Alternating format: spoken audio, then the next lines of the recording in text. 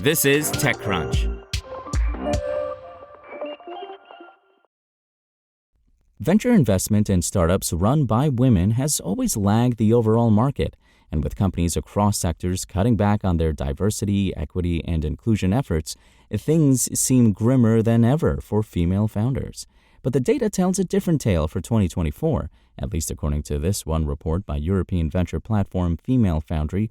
Venture investment to startups founded by women in Europe declined 12% in 2024 from a year earlier, but it was nearly in line with the 11% decrease in overall venture investment. Notably, women who founded deep tech startups are raising more than men are in that area.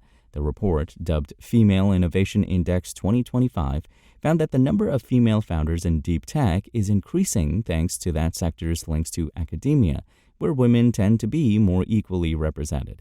About 33% of all venture capital raised by female entrepreneurs in Europe is going into deep tech startups, 2% more than gender-agnostic startups.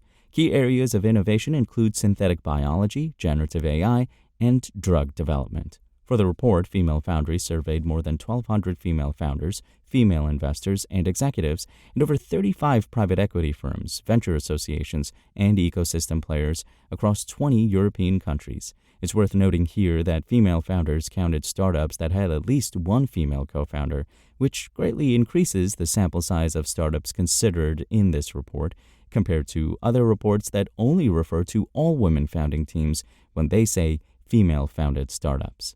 Several surveys last year generally agreed that women founders continue to be vastly outnumbered by men, with all women founding teams raising only 2.2% of the venture capital allocated for 2024.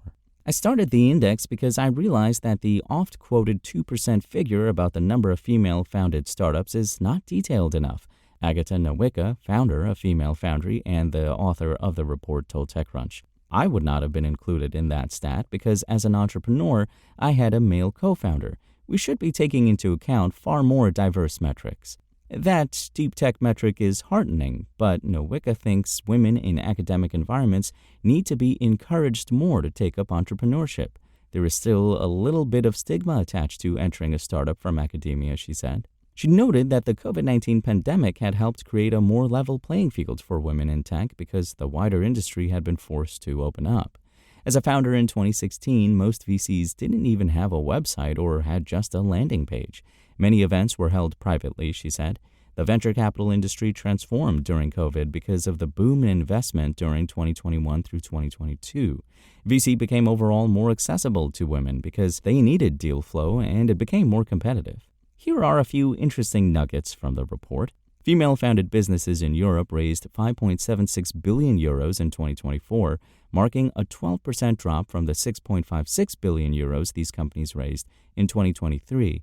The health, fintech, and food sectors see the most venture investment going to startups with female founders. The seed stage is where female founders see the most success, and on average, round sizes raised by women-founded startups increased 7% across stages compared to 2023. More than 80% of the 50 largest funding rounds raised by female-founded startups in 2024 went to those with scientific backgrounds in areas such as synthetic biology, 282.4 million euros, generative AI, 221.8 million euros, and drug development, 169.9 million euros. The UK, France, and Germany top the charts for investment in female-founded companies, while Finland and Denmark have the highest proportion of venture capital allocated to such startups.